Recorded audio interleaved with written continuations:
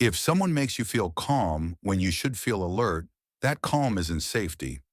Have you ever felt strangely at ease around someone you couldn't quite explain? No tension, no warning, just quiet. And that quiet felt reassuring. But here's the problem. That calm is your nervous system lowering its guard at the worst possible moment.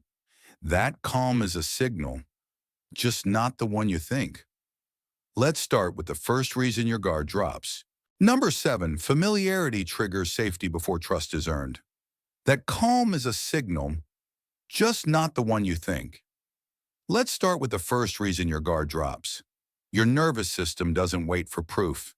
It scans for patterns it recognizes. Familiar tone, familiar pacing, familiar emotional rhythm. And the moment something feels familiar, your system makes a shortcut. I've seen this before. I survived it. That shortcut feels like calm, but familiarity isn't trust. It's prediction. Some people feel safe quickly because they mirror you efficiently. Your language, your humor, your emotional timing, not to connect, but to blend in. Your nervous system reads this as low risk because nothing stands out. No friction, no surprise, no reason to stay alert. So the guard drops early. This isn't intuition guiding you towards safety. It's pattern matching disabling caution. Real safety builds slowly.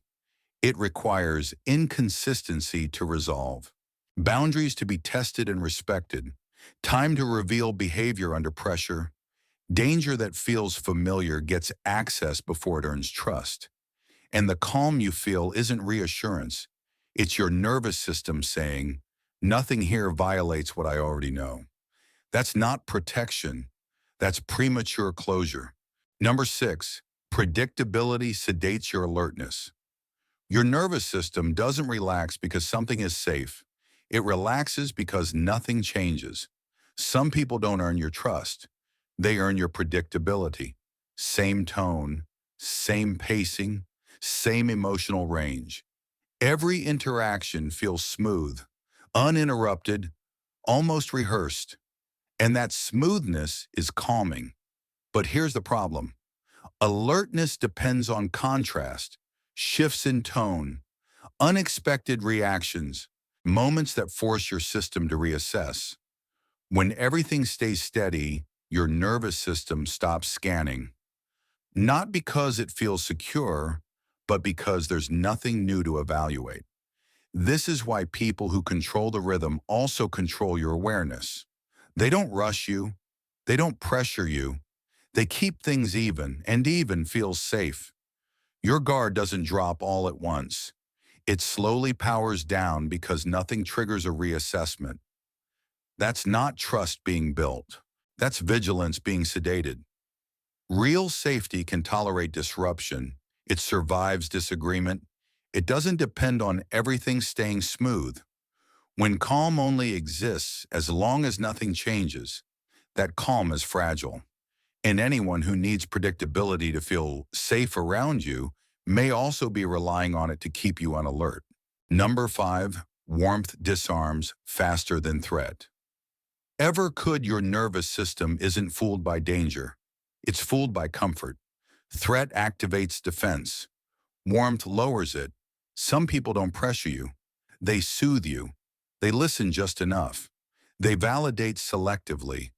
They create emotional relief quickly, and relief feels like safety. But warmth isn't protection. It's lowered vigilance. In survival terms, your system assumes, if someone is kind, I don't need to stay sharp. Anam. So it reallocates resources. Less scanning, less boundary awareness, less internal checking. That's why emotional warmth can bypass defenses that obvious threat never could. Your guard doesn't drop because you trust them. It drops because your system prioritizes connection over caution temporarily. This is especially dangerous if you're used to emotional scarcity. Warmth feels rare, relieving, regulating. So your nervous system treats it as a signal to relax before it has enough data to decide. Real safety doesn't rush relief. It allows time for behavior to stay consistent even when warmth isn't being offered. When calm depends on how good someone makes you feel, that calm isn't grounded. It's chemically induced by connection cues. And the people who rely on warmth to access you don't need force. They just need you relaxed. Number 4, avoiding friction trains. You to mislabel calm as safety. Your nervous system didn't learn this on its own. It was trained. At some point, friction became expensive. Disagreement led to fallout. Pushback led to tension. Saying no made things worse. So your system adapted. Instead of asking, "Is this safe?" it learned to ask, "Will this stay smooth?" And smooth feels calm. Some people never challenge you, never contradict you, never create resistance. They agree quickly. They adjust instantly. They avoid friction at all costs. And that absence of friction feels like relief. But friction isn't danger, it's information. Healthy situations survive tension. They reveal boundaries under pressure. They show you how someone behaves when things don't go their way. When calm only exists because nothing is challenged, that calm is conditional. Your nervous system starts rewarding whoever keeps things easy, even if easy means you never get to see how they handle limits. This is why the wrong people can feel calming. They don't push you. They don't test you. They keep everything flat. And flat feels safe to a system trained to avoid escalation. But safety isn't the absence of friction. It's the ability to move through it without punishment. If calm disappears the moment you assert yourself, that calm was never protection. It was compliance without resistance. Number 3, calm appears. When responsibility quietly shifts to you, here's where the calm becomes dangerous. Some people don't make you feel safe. They make you feel responsible.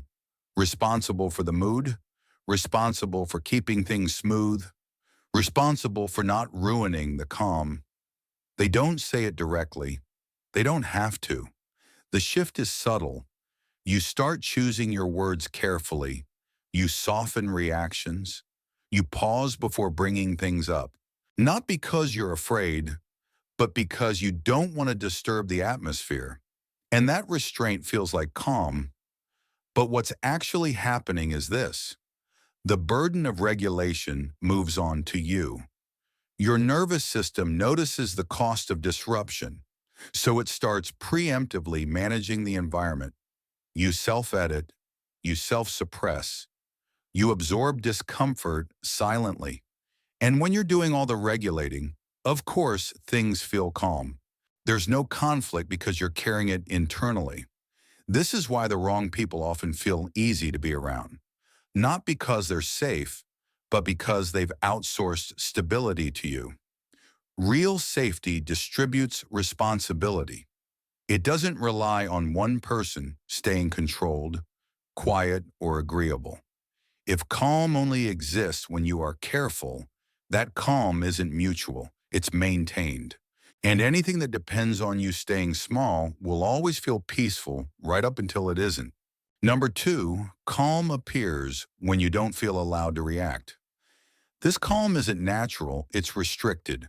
Your body stays still because it doesn't believe reaction is permitted. Not dangerous, not forbidden, just inappropriate.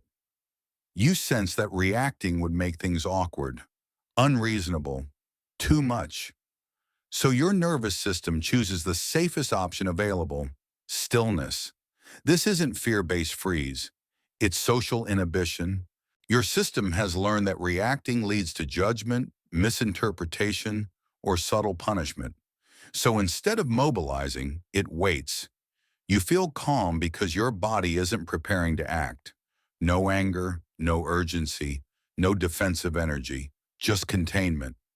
This is why later you struggle to explain what felt wrong. Nothing happened. Nothing escalated. Because escalation was never allowed. Real safety gives you permission to react, to pause, to push back, to leave. If calm only exists because you're not allowed to move, that calm isn't trust.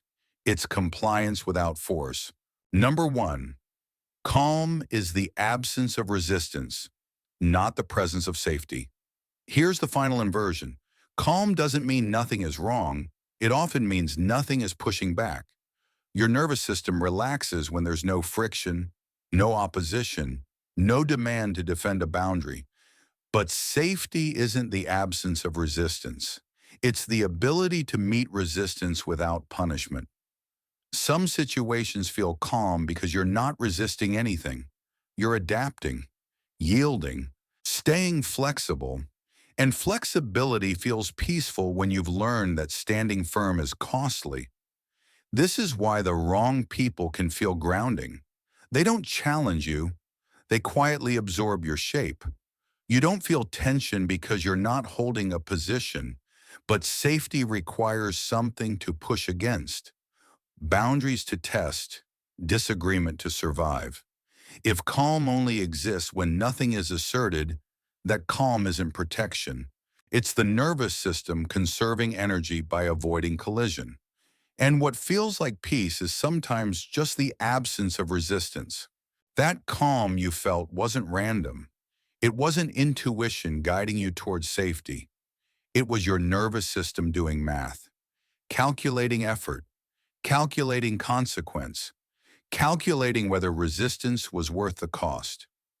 Calm shows up when your system decides it's cheaper not to move. But safety isn't cheap. It's earned through friction that doesn't punish, boundaries that hold, and reactions that are allowed. If someone only feels calming when you stay unreactive, unassertive, unmoving, that calm isn't safety. It's your nervous system choosing silence over resistance. And the moment you understand that, calm stops being comforting and starts being a question.